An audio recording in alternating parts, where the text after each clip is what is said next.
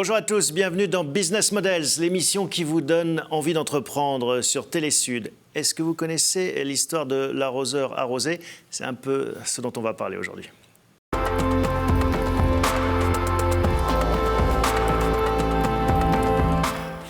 Bonjour Robert. Bonjour Thomas. J'ai le plaisir de vous accueillir aujourd'hui dans Business Models parce que vous êtes vous-même un entrepreneur qui passez votre vie à côtoyer d'autres entrepreneurs. Vous avez fondé le groupe Entreprendre La Fond Presse. On va revenir sur cette aventure entrepreneuriale et sur votre vision justement de ce qu'est un entrepreneur. Mais auparavant, on commence toujours par une petite revue de presse, un petit tour de l'actualité. Et il se passe pas mal de choses dans les médias en ce moment. Dernière annonce en date, Bertelsmann qui veut sortir encore un peu plus du marché français. Il a déjà vendu Prisma à Vivendi et M6 RTL serait à vendre également sur la table. Oui, ça c'est effectivement, ça revient maintenant dans l'actualité. Il y avait des rumeurs. Vous savez que Vincent Bolloré, qui est un formidable entrepreneur, également un financier de premier ordre, vise depuis longtemps avoir une grande radio. Il était sur Europe 1 avec voulant récupérer Lagardère. Il est partout, Vincent Bolloré, incontournable. Oui, il a du mal parce qu'il y a un autre qui arrive, un petit chevalier blanc qui s'appelle Bernard Arnault, qui a quand même certaines munitions. C'est compliqué, donc la rumeur veut qu'il veut se reprendre RTL, qui est une très très belle affaire. Il a déjà pris langue avec le groupe allemand, puisqu'il vient de récupérer Prisma, Capital, pour un prix assez raisonnable d'ailleurs. Il a fait, 200 millions, on parle. Ouais, même pas, je pense qu'il y a un peu moins. Donc il a fait une très bonne affaire, je crois, avec Prisma. Est-ce que ça, enfin, alors on va en reparler, l'avenir de la presse écrite, mais arrêtons-nous sur Vincent Bolloré. Il est quand même le pivot de tout cet écosystème médiatique. Donc ce dossier M6, les droits du foot, le dossier Lagardère, on l'a mentionné, Vivendi, incontournable. Vincent Bolloré, vous savez, nous, Entreprendre, on le connaît bien parce qu'on l'avait mis en une d'Entreprendre dans les années 80. On l'appelait le petit prince du cash flow. Il a un parcours fantastique. Hier, je parlais avec un ami, il me disait « Vincent, ouais, c'est quand même un financier pur et dur ». Il dit non, c'est ça qui est intéressant avec Vincent Bolloré, c'est que c'est aussi un entrepreneur hors pair, c'est-à-dire qu'il redresse les entreprises, il met en place des stratégies. C'est pas qu'un financier. Il a réussi à allier les deux. C'est ça que je trouve très intéressant dans son parcours. Il n'y en a pas autant que ça. Vous avez des entrepreneurs purs et des financiers purs. Là, vous avez les deux en même temps. Et sur cette concentration qu'évoque Nicolas de Taverneau, est-ce qu'il faut rapprocher TF1 de M6, Canal+ de M6 vous y croyez, ça, pour lutter contre les GAFA? Oui, il y a une consolidation européenne qui va se faire parce que les marchés sont quand même assez atomisés pays par pays. Il y a le problème de la langue en Europe qui freine un petit peu le regroupement. C'est intéressant d'avoir un Vivendi qui est un groupe francophone qui a vocation quand même à irradier dans le monde entier. Je crois qu'on peut se féliciter si on a un Vivendi qui arrive à fédérer un certain nombre de grosses marques et à peser au niveau mondial. Vous avez vu qu'ils ont mis un pied en Espagne. Avec Prisa, oui. Non, je trouve ça intéressant. Après, il y a déjà Après, il y a le problème de la concentration des médias vis-à-vis de la liberté de la presse. Ça, c'est un autre sujet. Bon, ça, c'est vrai qu'on a aujourd'hui des groupes médias qui sont très, très concentrés, en France en particulier. Mais bon, c'est un peu inévitable.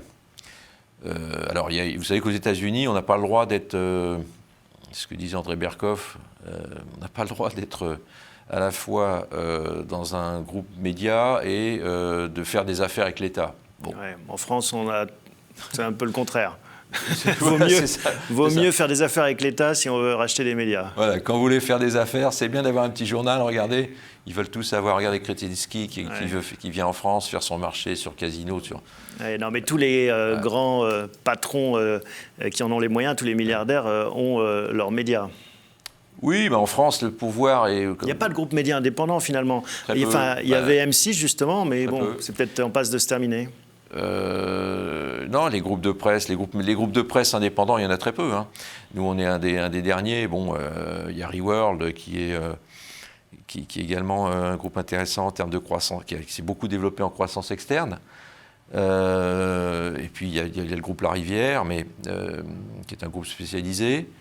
Mais c'est vrai que tous les grands médias français aujourd'hui sont plutôt dans les mains de groupes financiers. Ça pose la question de leur business model, ils ont du mal à gagner de l'argent. On va s'intéresser à ce marché des médias.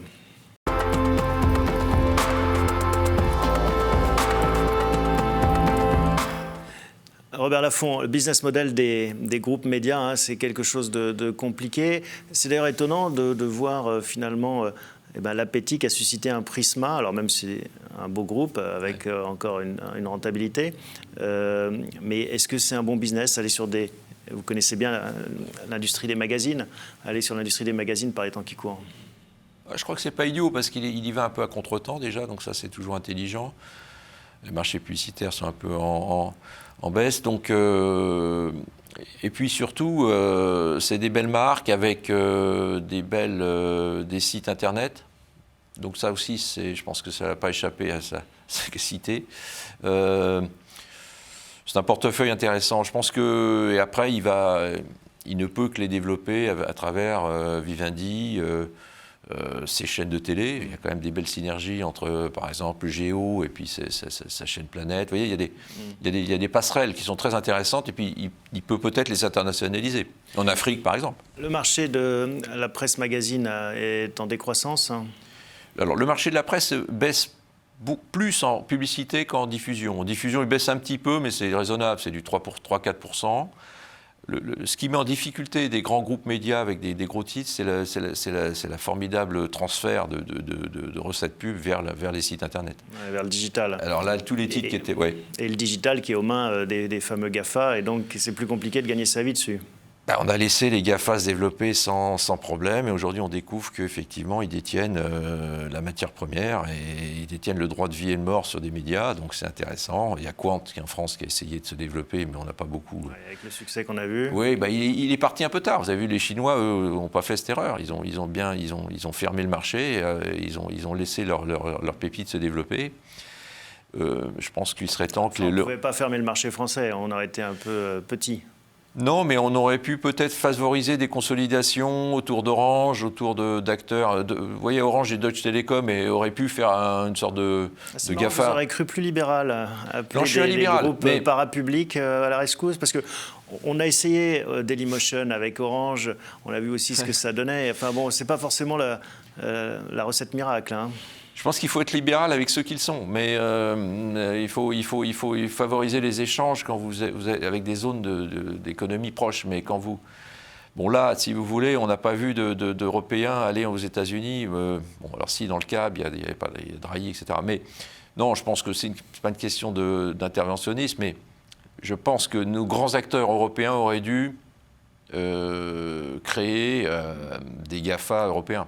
Alors vous mentionnez Patrick Drahi, c'est intéressant parce que lui, il sort justement de la presse magazine, le papier et l'écrit. Oui, c'est intéressant. Il ne sait pas faire. Ce qu'on peut dire, c'est qu'il ne sait pas faire. Il a fermé l'Expansion, il a des grosses difficultés sur l'Express et Libération. Il a revendu l'Express à Alain Veil. Oui, il a vendu l'Express à Alain Veil et Libération, vous avez vu qu'il l'a mis dans une fondation. Donc quand même, c'est quand même... une sortie. Je pense que la presse, c'est quand même un métier assez particulier. Il faut des hommes de presse. Le problème d'Altis, c'est que... Il y en a encore des nouveaux, des jeunes patrons. Vous en voyez, vous, émerger? Est-ce qu'il y aura un Robert Laffont junior, un jeune Robert Laffont qui va émerger dans les mois qui viennent, les années qui viennent? Chaque personne est unique. Mais, et puis, si vous voulez, les époques ne sont pas les mêmes. Moi, je me suis lancé, il n'y avait pas Internet, il n'y avait pas le capital développement. C'était la gloire il y avait quelques magazines qui vendaient à 500 000 exemplaires. Aujourd'hui, on lance en effet son site web. Mais même ces aventures de ce qu'on appelle les pure players ont eu du mal. Il y a même les grands exemples américains ont du mal à trouver leur équation économique. Hein. Vous parlez des sites d'information. Oui, parce qu'aujourd'hui, on ne peut pas lire 10 sites en même temps. Donc, on peut acheter plusieurs journaux et les mettre de côté, les prendre quand on veut.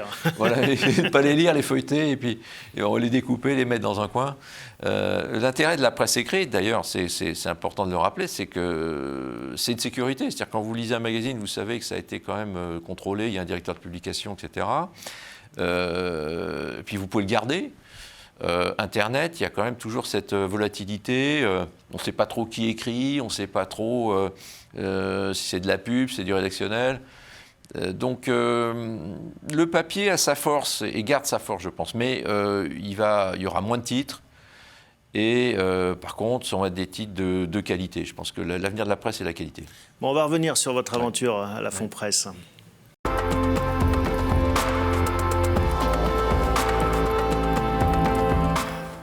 Comment est-ce qu'on crée un groupe de presse indépendant? Comment est-ce que c'est né? Comment vous avez démarré? Et moi, quand j'étais plus jeune, j'avais une passion pour la presse. J'ai travaillé dans un petit groupe de presse. Et puis à un moment donné, bon, je voulais être associé. Puis j'ai pas pu. Donc je suis parti. J'avais travaillé 2 ans. J'avais vu comment ils avaient fait. Ils avaient créé un petit groupe de presse pour la presse étudiante. Donc je me suis dit, je vais faire la même chose. Puis j'ai cherché un sujet. Je me suis dit, tiens, la création d'entreprise. Il n'y a rien. Moi, j'ai 27 ans, j'ai fait l'ISG, j'adore les entrepreneurs, j'aime bien l'esprit d'entreprendre et je ne retrouve pas dans les magazines économiques, si vous voulez, cet état d'esprit un peu du rêve américain, vous voyez. Alors, et puis au moment où je lance Entreprendre... C'était quelle année? 84, Bernard Tapie. C'était une coïncidence incroyable. Je suis le premier magazine français numéro 1 d'Entreprendre avec Bernard Tapie à le mettre en une. Et ces années 80, c'est quand même des années d'ouverture sur l'entrepreneuriat qui sont fantastiques. Ce sont les socialistes qui ont réhabilité l'entreprise. Il n'y a qu'eux qui pouvaient le faire, puisqu'ils étaient contre. Ils étaient contre. Donc... Le Big Bang des marchés financiers, etc. Ouais, donc c'était sympa. Donc Entreprendre, nouvelle génération de magazines économiques. Dans la foulée, il y en a plein qui arrivent derrière nous. L'entreprise, vous vous souvenez, il y a eu... même Capital s'est lancé après nous, hein, management, manager, tout ça c'est venu après. Il n'en reste plus beaucoup. Hein. Non, il n'y a plus que nous. Il y a Challenge, il y a Capital, Entreprendre, et puis après c'est très spécialisé, quoi. Donc vous avez lancé, le premier titre c'était Entreprendre, et vous dites il faut que je décline finalement ce savoir-faire. C'est venu comment? Alors après, je me suis dit, bon, pour avoir un bon Entreprendre a bien marché assez vite. On a eu un peu de pub aussi. Et puis après, je me suis dit, bon, la presse économique, c'est bon, on a ce qu'il faut. Puis c'est pas un marché très facile quand même, la presse économique. Il y avait quand même des gros mastodontes à l'époque, donc je me suis dit, il faut que je me diversifie. Et j'ai repris le sport, qui était un quotidien sportif, certains s'en souviennent, que j'ai repris au tribunal de commerce, et j'en ai fait un hebdo, avec Hervé Duthun, rédacteur en chef. Et ça a très très bien marché, j'en vendais à l'époque 50-60 000 par semaine. Et puis au bout d'1 an, j'ai un coup de fil de Morel, qui était les éditions mondiales, et qui voulait absolument faire son hebdo sportif comme Sport Bild en Allemagne. Il avait fait Auto Bild, Auto Plus en France, donc il me l'a racheté pour un très bon prix. C'est d'ailleurs une des fois où j'ai bien gagné ma vie dans la presse, c'est en cédant un journal. Depuis c'est plus dur, hein. Depuis c'est plus dur. Alors, avec cet argent, j'ai justement pu développer mon groupe et lancer tous ces titres que vous connaissez, l'essentiel de l'auto, etc. On va voir quelques couvertures que vous nous avez apportées. Ouais. Hein. Un de vos talents, c'est de lancer des nouveaux titres très régulièrement, hein, et très rapidement. Vous avez combien de titres? On a 60 magazines aujourd'hui. Alors, on a des titres qui, oui, on s'adapte. C'est-à-dire qu'on regarde ce qui marche pas. Les titres qui ne marchent pas, on les arrête. Il y a un peu de copier-coller aussi, l'événement, ça fait penser à l'événement du jeudi, Journal de France à Jour de France. Non, l'événement, c'est une marque qui appartenait à un entrepreneur belge qui s'appelle Jacques Bérébi, on lui a racheté. Hein, il est l'ancien actionnaire de BFM. On lui a racheté à Jacques l'événement. C'est une marque qui était connue et qui n'existait plus. Donc, Journal de France. Il y a un peu ce jeu d'essayer de se copier-coller. Non, c'est pas ça. C'est que, oui, bon, je ne vais pas vous dire le contraire, mais on le fait en toute légalité. Par exemple, l'histoire de Jour de France qu'on avait relancé, on a redébaptisé en Journal de France, mais c'est au Jour de France, c'était un problème avec le Figaro. Oui, ils ont été malins, ils ont les meilleurs avocats, ils ont 50 avocats. Bon, ils ont fait croire qu'ils utilisaient la marque Jour de France avec un site qu'ils ont créé pour l'occasion, alors que la marque était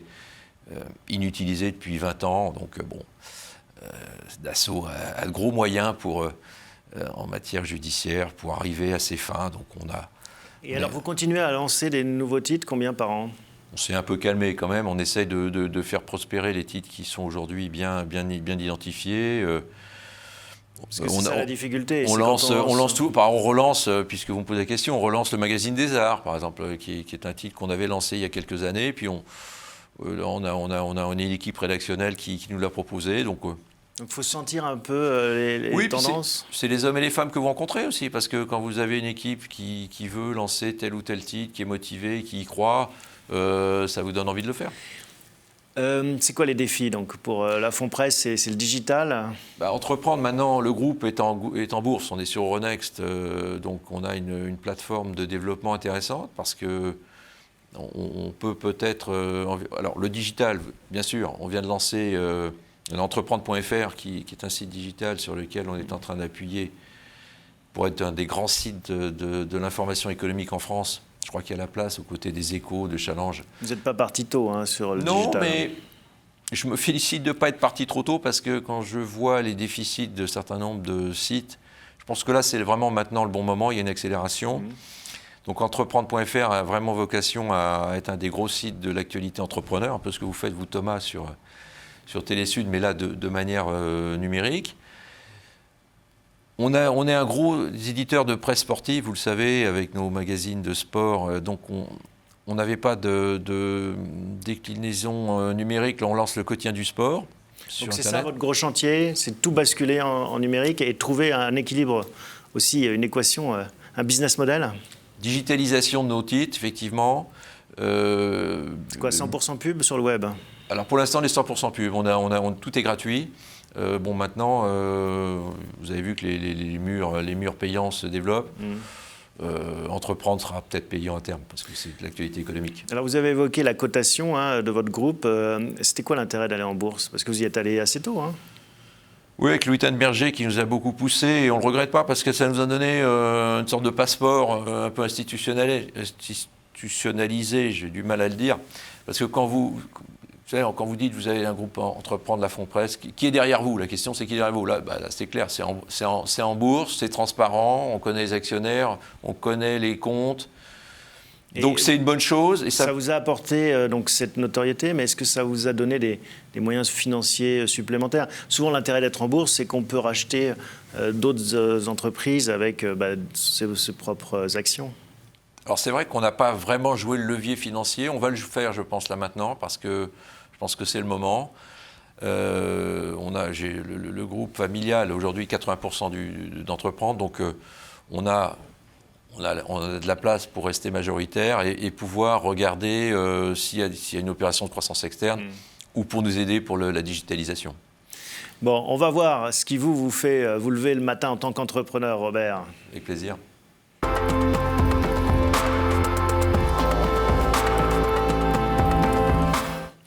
C'est pour ça que je parlais d'arroseur arrosé, parce que finalement, vous passez votre vie à rencontrer des entrepreneurs. On se connaît d'ailleurs, on s'était vu. Absolument. Ouais. Mais du coup, à les interviewer plutôt qu'à être interviewé. C'est un exercice pas facile de changer de casquette. Oui, mais en même temps, c'est enrichissant parce que à chaque fois que vous rencontrez un grand entrepreneur, effectivement, vous dites, tiens, il me donne telle idée. Quels sont ceux qui vous ont marqué? On appelle cette émission Business Models parce que justement, on fait référence aux grandes figures qui inspirent les entrepreneurs. Vincent Bolloré, bien sûr, que j'ai vu au tout début, puis j'ai vu son parcours, c'était quand même assez... Qu'est-ce qui vous frappe chez lui, par exemple? Il est très simple. C'est un garçon qui, quand vous le voyez, vous avez l'impression que vous l'avez vu la veille. Il a un côté, il a une empathie phénoménale. Et puis, on n'a pas l'impression qu'il gère des centaines de milliards.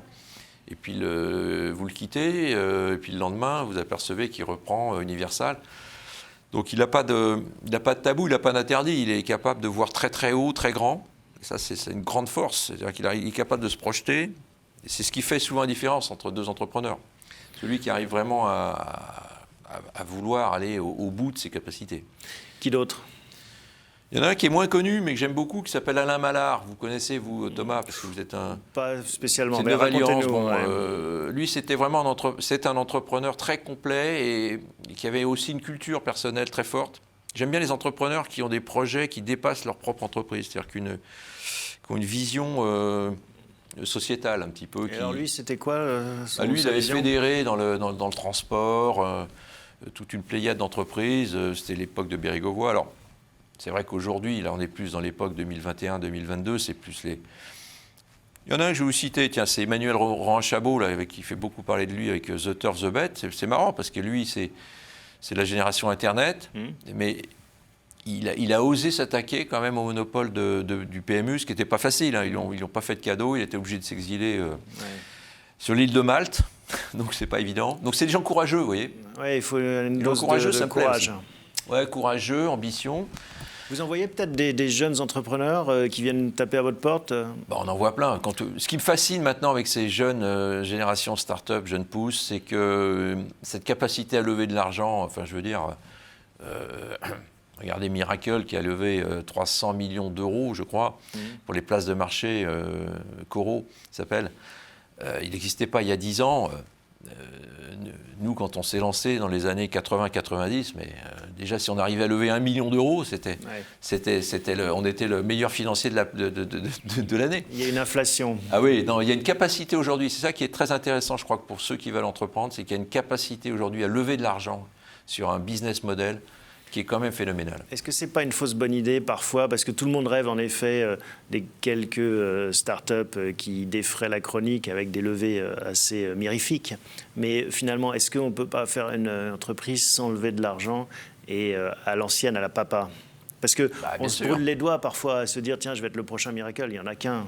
Oui, mais regardez, bien sûr, par exemple les entrepreneurs vendéens, Beneteau, maintenant ils sont en bourse, mais Akena, les vérandas Akena, tout ça c'est des boîtes qui se développent sans levée de fonds spectaculaire, mais dans les nouveaux secteurs, c'est vrai que sur Internet, alors si vous arrivez à allier cette capacité à lever de l'argent avec un certain bon sens, je dirais, du patron de PME à l'ancienne, si je peux me permettre, c'est-à-dire cultiver son produit, voir ses clients, être proche de ses équipes, proche du terrain. Si vous arrivez à faire les deux, vous pouvez aller très loin. Alors, mais effectivement, c'est compliqué. Et vous, quel conseil vous donnez à ces jeunes gens ou jeunes filles qui viennent vous voir, qui vous disent, tiens, qu'est-ce qu'il faut?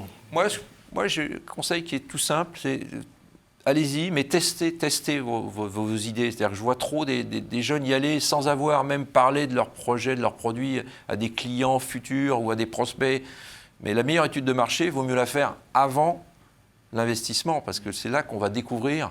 Moi, avant de lancer le magazine Entreprendre, j'en ai parlé à plein de gens et ça m'a donné vraiment la certitude qu'il fallait y aller, parce que je voyais que les gens, ils avaient envie de lire un magazine comme ça. Donc, il faut tester, je pense. Tester, on ne teste pas assez. Connaître son marché, c'est important. Vous pensez à la succession, à la suite? Je viens d'avoir 64 ans. Bon. Encore jeune. Ouais, non, mais bon. Comment vous voyez ça? C'est vrai que c'est un sujet pour des entrepreneurs comme nous. Je pense que la bourse va nous permettre de trouver des ouvertures de capitaux qui vont me permettre après de recruter un dirigeant qui sera lui-même, pourquoi pas un LBO, vous savez, ça se fait beaucoup. Mais c'est vrai que dans la presse, c'est des profils un peu particuliers, on en parlait tout à l'heure. Donc il faut des gens qui soient quand même de vrais hommes de presse. Vous parliez de Bolloré, hein, il a toujours dit qu'il raccrocherait les gants en 2022 à 70 ans. Vous avez une date en tête? Non, moi, vous savez, tant que la santé est là, je pense que c'est intéressant de continuer aujourd'hui. Parce qu'on s'aperçoit qu'on a appris beaucoup de choses dans son parcours, et je ne dis pas qu'on est meilleur à 64 ou à 63 qu'à 40, mais si on a gardé l'énergie, le dynamisme, bon, eh bien, on peut faire mieux, parce qu'on connaît beaucoup de monde et on connaît bien son métier. Et justement, quand vous vous retournez sur ce parcours, de quoi vous êtes le plus fier? D'avoir duré, peut-être, parce que c'est vrai que j'ai vu tellement de magazines s'arrêter et de belles boîtes, finalement, se vendre ou déposer le bilan. Je me dis, finalement, des gens qui durent. Et dans ce métier de presse écrite... Être un survivant. Il y en a très peu, et on fait partie peut-être aujourd'hui des 3 grands groupes français indépendants. Donc ça, c'est un peu, effectivement, quelque chose qui fait plaisir. Bon, un dernier mot, votre rêve pour les prochains mois, les prochaines années, si vous aviez une baguette magique, là? C'est digitalisation, audiovisuel, radio, et puis faire qu'Entreprendre la Fond-Presse reste une grande marque du monde des médias francophones. Je crois que c'est un peu le but du jeu. Ça fait quand même pas mal dans votre assiette, comme on dit, hein. Il faut, vous savez, je crois que quand on est entrepreneur, Thomas, il faut toujours avoir, vous êtes vous-même un entrepreneur, je crois qu'il faut toujours avoir des rêves. Et même si le parcours aujourd'hui, il a duré beaucoup de temps, bon, il faut toujours rêver et toujours essayer d'aller plus haut. Je dis souvent, le business, c'est un peu comme du sport. Tant que vous avez l'envie, l'énergie et le projet de faire mieux, il faut continuer. Bon, il faut avoir un gros appétit, puis un bon estomac, pas avoir peur, vous l'avez évoqué. Oui, puis vous savez, il y a plein de choses à faire. C'est-à-dire que, vous parlez de Vincent Bolloré, mais regardez ces grands entrepreneurs comme celui de Pierre et Vacances, Brémont, ils ont du mal à dételer parce que finalement, ils s'aperçoivent que ils sont bons, quoi. Ils sont bons. Donc, tant que vous êtes bon, alors ça ne veut pas dire qu'il ne faut pas déléguer, s'entourer, prendre des jeunes avec soi, mais c'est quand même, j'allais dire, agréable de voir son bébé prospérer. Je crois que c'est très agréable quand on est entrepreneur. Merci Robert Merci pour ce Thomas. témoignage. Merci d'être passé de l'autre côté du miroir et puis d'avoir accepté de nous raconter votre vision de ce que sont les entrepreneurs et ce que Il y a plein de choses à entreprendre. Voilà ce qu'on peut dire. Absolument, c'est une belle conclusion. Merci à vous tous de votre fidélité. On se retrouve la semaine prochaine pour un nouvel épisode de Business Models.